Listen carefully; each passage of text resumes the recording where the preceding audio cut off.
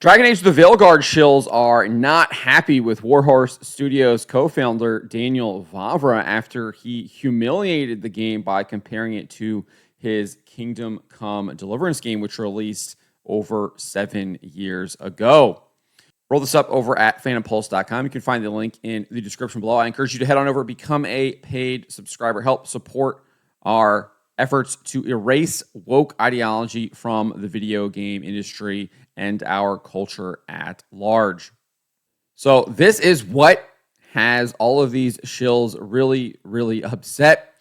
He posted this image a couple of days ago, and he did a comparison, as I said, between Kingdom Come Deliverance and Dragon Age the Veilguard. You can see that the all-time peak concurrent for Kingdom Come Deliverance was 96,069 players, while Veilguard only achieved 89,418. And then it also beat it on the 24-hour peak, with Kingdom Come Deliverance hitting 10,926 and Veilguard only doing 10,727. Furthermore, it also beat it on active players when he took the screenshot, and Kingdom Come Deliverance had 7,615.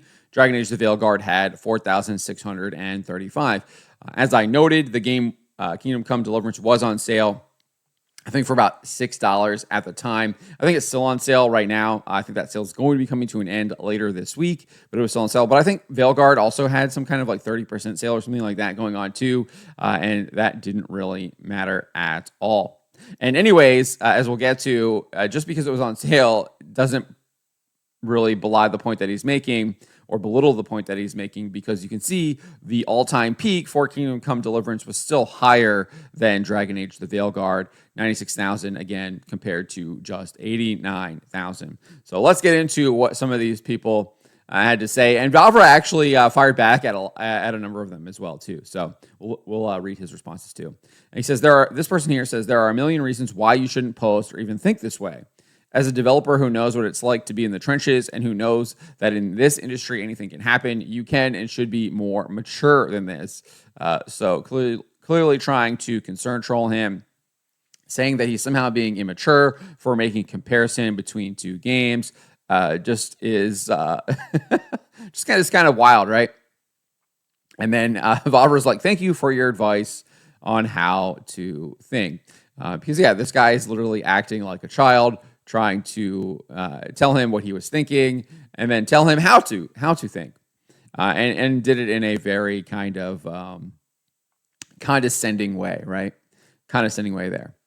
And that's probably something I can work on too, right? I think we all can kind of work on that. That's definitely a fault of mine for sure. But anyways, this guy's really, really mad, though, about the fact that he listed a comparison between Kingdom Come Deliverance and Dragon Age the Veilguard, and he's not happy that it makes Dragon Age the Veilguard look bad. And that's really why this guy is upset right here, right? And it's also kind of almost an admission that Dragon Age the Veilguard didn't do well. Like, he knows that game did not do well, and he feels that Vavra is just kind of rubbing salt in the wound, which he is, right? And he's using it to promote his game too, because again, Kingdom Come Deliverance 2 is coming out in just a couple of months. So this other person here, Julie, this person wrote, I could say a few things about Kingdom Come Deliverance, but I'm too polite. I will say stupid comparing yourselves to a franchise that's on its 4th title release and still going this strong despite past failures.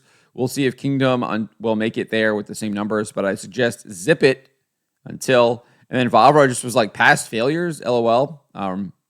It's like, yeah, when did Dragon Age have a past failure? Origins was a massive success. I think even 2 did decent, even though it was criticized for its gameplay and how it was rushed and everything. And then obviously Inquisition was the most commercially successful Dragon Age game we'd seen yet. And Veilguard completely failed on all levels. So, again, just really mad that he's pointing out how bad Dragon Age the Veilguard did. And then we got this person here trying to one-up Vavra by comparing Kingdom Come Deliverance to the 2012 release Euro Truck Simulator. This guy wrote, bragging about your very mediocre medieval sim, besting the other mediocre wannabe ARPG has got to be some hilarious form of delusion.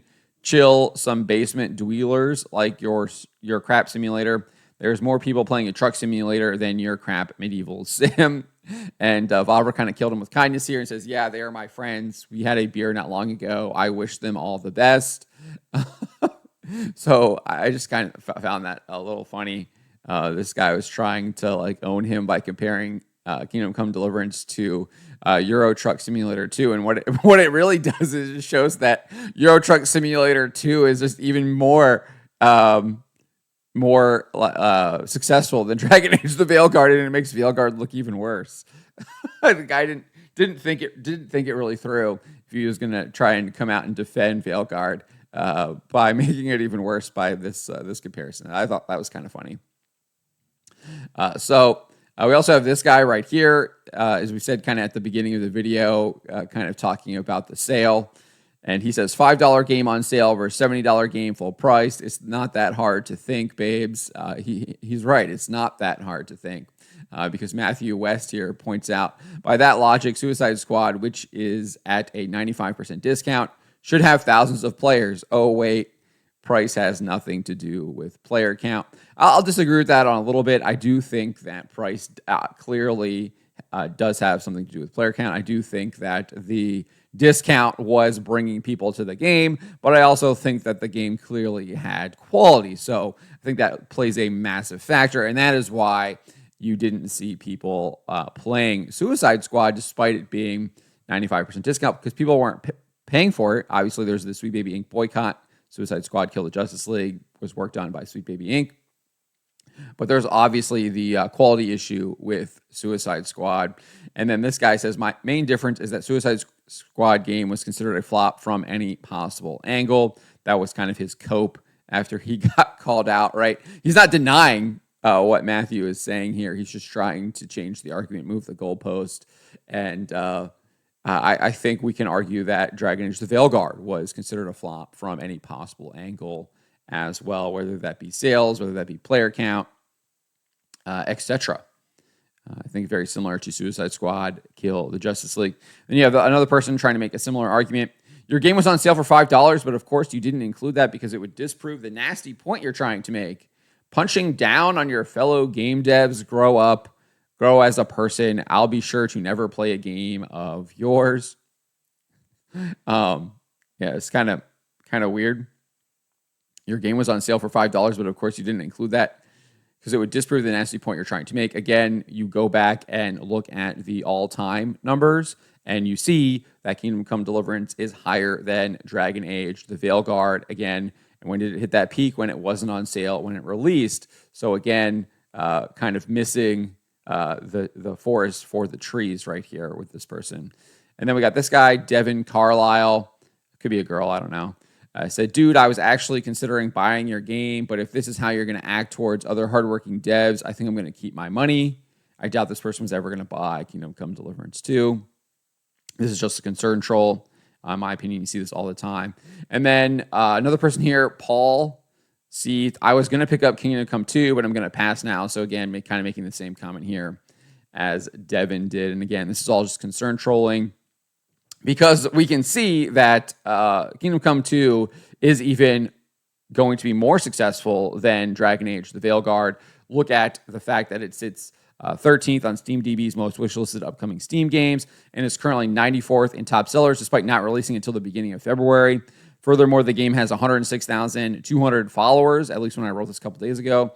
For comparison, Veilguard, which released at the end of October, only has 94,498 followers and is currently in the 131st position on Steam's top sellers list. So Kingdom Come Deliverance is currently outselling Dragon Age the Veilguard, Kingdom Come Deliverance 2, and it clearly has already almost over 12,000 followers, probably going to be a lot more than that by the time it releases at the beginning of February. So everything is trending in the right direction for Kingdom Come Deliverance 2, especially compared to Dragon Age the Veilguard. So all these people saying like, oh, I'm not going to buy the game. Well, even if they are being honest, which I don't think they are, I think he got a lot more people to get interested in his game than people who he turned off. But that's what's happening with Dragon Age the Veilguard. People, they're totally seething, totally coping, not happy that Daniel Vavra is pointing out how poorly their game did. And a lot of times they actually kind of admit it, right? Or if they aren't admitting it, it's very clear that is exactly why they are so upset, is because he is pointing out that their game is not doing well, and they're upset that people aren't playing it and have chosen to do something else with their money. But let me know what you guys make of all of this. Let me know in the comments below. Remember to always be charitable, especially to each other, and to always, always speak the truth.